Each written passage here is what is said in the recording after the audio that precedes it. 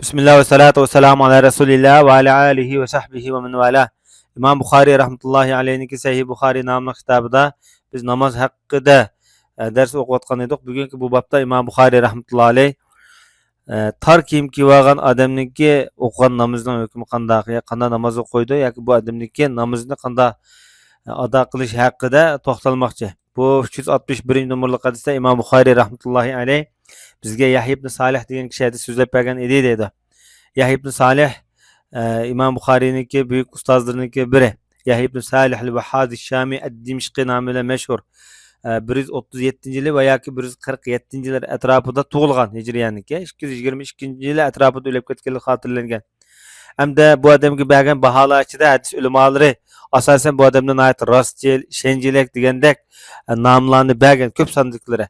Ammo bir qism hadis ulamolari bu kishiniki aqidaviy jihatdan Murci'i, Cehmi aqidasi edi degandek salbiy nomlarni berilgan. Ammo lekin o'z davrda Sham diyoridagi aytib danglik bir muhaddis ekanligi tarix kitoblarida ko'rinib turibdi. Undan boshqa bu odam bir necha mazhablarga tutishdi o'ziga munosabatda. Nimishqa degan vaqtida mesela İmam Bukhari bu odamning shagirdi bor, shagirdi. İmam Ebu Hanife'ninki şagirdi Muhammed ibn Hasan Şeybani bilan bu adam Mekke'ga mang'ichilik safarda qurdosh bo'lgan, hamroh bo'lgan. Demak, albatta fikriy jihatda va ilmiy jihatda suhbatlar bo'ldi. Mana mushu zot Imom Buxoriyninki buyuk ustozi. Rivoyat qilgan yoki qoldirib ketgan hadislari Sahih Buxoriyning o'zida 11 hadis bor, Sahih Muslimda 1, Abu Davudda 1, Tirmizida 1 hadisi bor. Demak, mushu hadis ilmi qo'shgan tuhfat qatorida mushu bayon qilingan. Ham bu zot undan boshqa Imom Malik rahmatullohi alayhi nima ustoz tutganligi hadis kitoblarida, tarix kitoblarida xotirlangan. Demak, bu kishi bir necha mushu mazhab sohiblari bilan tutashqa ulamolarniki birida. Bu odam deydi bizga Fulayh ibn Sulaymon degan kishi hadis so'zlab bergan edi deydi.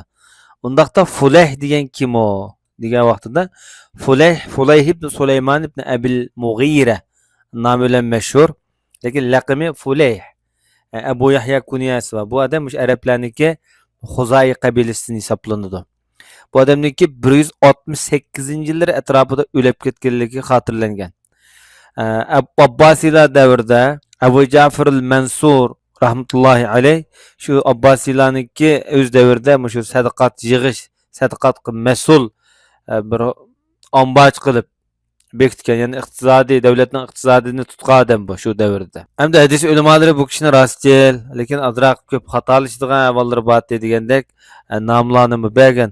Ondan boshqa masalan bu odamga nurg'un hadis ulamolariniki xilma-xil baholar bor. Lekin Imom Buxoriy rahmatullohi alayh Fulayhniki hadislari rivoyat qilishga, bayon qilishga arziydi degan. Mesela bir necha raviylardan misol edib, mushu falan raviydan rivoyat qilgan hadislarni olsak bo'ladi, rivoyat qilishga arziydi degan. Ondan boshqa bir qism yana muhaddislarmi bu odam kerak yo'q, chatoq yo'q, rostchil degandek yaxshi baholarni berish bilan birga bir qism hadis ulamolari tas kuchli emas deya degandek baholarni bergan. Endi bu kishi to'g'riliq hadis ulamolariniki xilma-xil o'xshamagan qarashlari bo'lsa-mu, lekin Imom Buxoriy rahmatullohi alayh bu kishiniki hadislarini o'z Sahih Buxoriyda durust, to'g'ri deb bu yerda bayon qilib aytibdi. Demak, Imom Buxoriy rahmatullohi alayh bu kishiniki bu bir necha rivoyatlarni, hadislarini to'g'ri taraflarini yoki sahih hadislarini tanlab kelgan bo'lishi mumkin. Chunki Sahih Buxoriyda bu kishiniki ustozlari qatorida mesela Muhammad ibn Muslim Shahab Zuhri, Imom Nafi, Zayd ibn Aslam qatorliq dangliqlar bu odamniki ustoz bo'ladi. Bu odamniki shogirdlari aytdi sarxil. Lekin bu kishining hamda hadis ilmi qo'shgan tuhfat qatorida Imom Buxoriy, Sahih Buxoriyning o'zidan 54 dona hadis rivoyat qilgan, mush odamning nomida keltirilgan. Tirmizi 10 dona hadis va Abu Davud 9, Nasai'da 1, Sahih Muslimda 3 qatorliq hadislar. Ya'ni mushu hadis ilmi qo'shgan tuhfatlar qatorida yordam olib qilib qolgan hozir qadar. Endi bu zot Said ibn Haris degan kishidan rivoyat qilyapti-da bu hadisni. Endi Said ibn Harisning ismi bo'lsa Said ibn Haris ibn Abi Said ibn Mualla nomi bilan mashhur. Tigi ansarlar tutadigan zot, Madinalik ham qozi bo'lgan, tug'an shahri Madina. Vafot bo'lgan payti 121-yildan 130-yilgacha bo'lgan atrofda hijriyaniki. Bu kishimi İbn Hajar Asqalani rahmetullahi aleyhinin nazarida siqa yani ishonchlik deb baho berilgan. Bu hadis ilmidagi nihoyat buyuk nom. Va undan boshqa nurg'un ulamolar bu kishini ishonchlik deb ta'riflagan. Hatto Yahya ibn Ma'in degan bu donliq muhaddis bu kishini mashhur ma'ruf odam degandek ta'rif bilan bu ta'riflagan. Bu mu nihoyat ko'rinarli yaxshi baho deyishga bo'ldi. Bu kishiniki ustozlari asosan sahobalar. Abdullah ibn Umar, Jabir ibn Abdullah, Abu Said al-Khudri, Abu Hurayra qatorliq sahobalar bu kishiniki ustoz bo'ldi. Shogirdlar kim degan vaqtida bayatdan Fulayh degan kishi. Bu kishi deydi-da, biz Jabir ibn Abdullahdan so'rdik sahoba bu odam. Birli kiyimda namoz o'qish haqida so'rsak, bu odam mundoq dedi. Payg'ambar sollallohu alayhi vasallam bilan ma'lum safarlarga chiqqan edim deydi. Buni ulamolar Buvat g'azoti edi deydi. Buvat g'azoti degan payg'ambarimiz Madinaga kelgandan keyin dastlabki vaqtlarda qilingan tunji urushlar qatoriga kiradigan urushlarniki birida. Shu urushda bo'layotgan voqea. Shu orada men kechida ma'lum bir ishlar tufaylidan keldim Rasulullohning qishida. Kelsam Rasululloh namoz o'qiyotgan. Benim üstümde birle kiyim vardı. Şu kiyimle uddul yögünüplam Resulullah'ın yanında namaz okudum. Bir ihtimal degen bu bileklerim çıkağıl olmaydıgan kipe yögündeklerim yögülüp okuşunu ihtimal dep ataydı. Resulullah'ın yanında namaz okudum da. Resulullah kayıtqa vaxtida ya Cabir bu keçide yol yürüp kapsı ya dep sordu. Resulullah'a özümün ihtiyacını, aitini dep öttüm. Gepimden bir kavağa vaxtida bu men körep turuyotim bu nimachi bunda yögüp aldın bu kiyimni yoki bu rahni bunda o'rnab olsa ya degandikin Rasululloh bu tarix kiyimdi deb shundoq dedim-da. Degandikin payg'ambar sollallohu alayhi vasallam agar kiyim kengir bo'lsa rah buni yögensang bo'ldi. Agar tavlab qolsa uni o'zing qijdimay bunda ishdan qilib kiyib olsang bo'ldi dedi. Demak bu hadisniki ro'yiga asosan bu rah uzun ya keng bo'lib qolsa buni yögensek bo'ldi qo'lni chiqarib. Ammo sal qisqaroq bo'lib qolsa buni badanniki yuqori tarafini ochiq qo'yaplam. Shu kindik tarafdan ishdan qilib yögesh bu munosib demakchi. Hamda 362 nomerlik bu hadis kelganda Imom Buxoriy rahmatullohi alayhi bizga Musaddad degan kishi hadis so'zlab bergan deydi. Musaddad Imom Buxoriyning ustozi Musaddad ibn Musarhat nomi bilan nishqatim o'tdi. Bu kishi deydi bizga Yahya hadis so'zlab bergan edi deb shunday deydi. Yahya ibn Said nomi bilan mashhur yoki Yahya ibn Said al-Qatton nomi bilan nishqadan boshda o'tgan.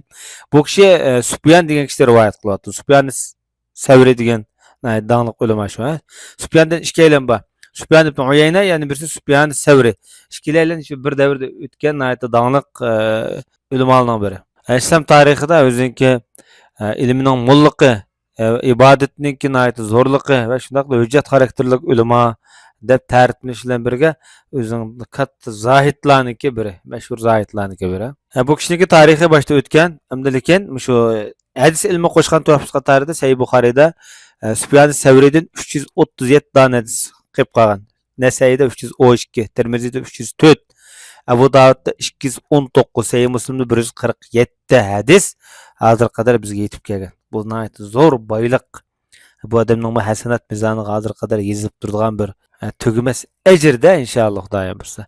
Bu kishi deydi, "Menga Abu Hazim degan kishi hadis so'zlab bergan edi" deb shunday deydi. Aniqda Abu Hazim Salmat ibn Dinar nomi bilan o'tgan. Bir necha hadisning oldida. Bu kishi Sahl degan kishi rivoyat qiladi. Sahl ibn Sa'd.